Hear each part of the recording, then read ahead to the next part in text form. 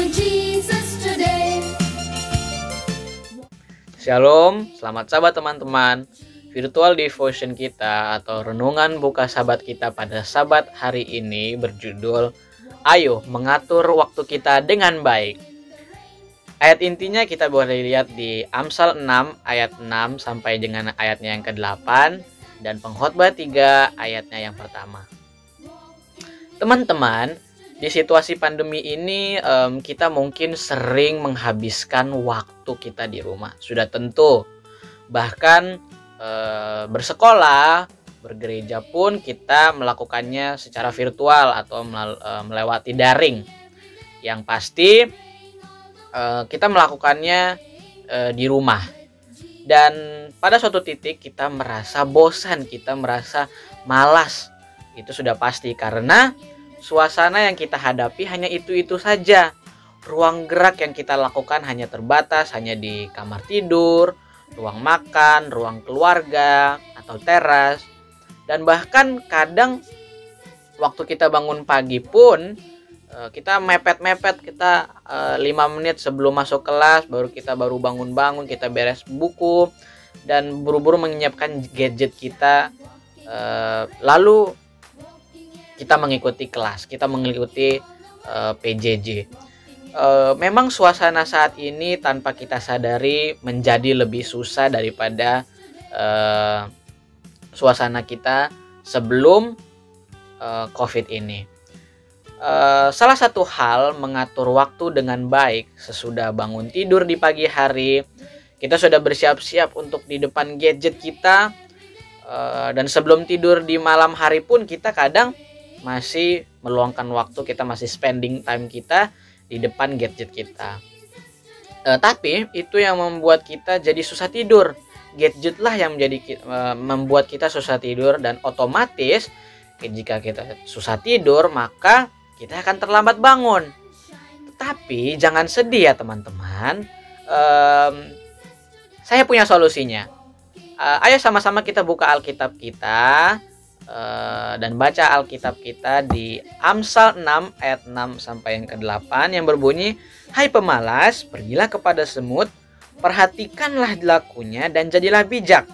Ayat yang ke-7, "Biarpun tidak ada pemimpinnya, pengaturnya atau penguasanya."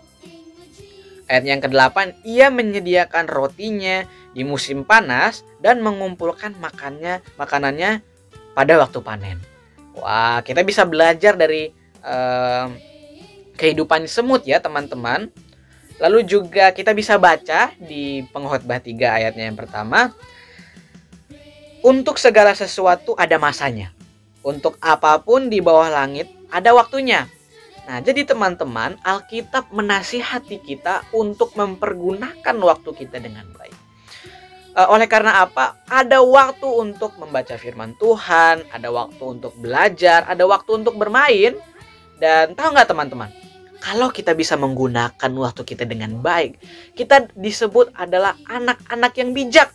Karena anak-anak yang bijak atau orang yang bijak itu tahu bekerja dan mengumpulkan bahan makanan supaya apa? Supaya ada persediaan makanan di kemudian hari. Dan kita tidak akan kelaparan.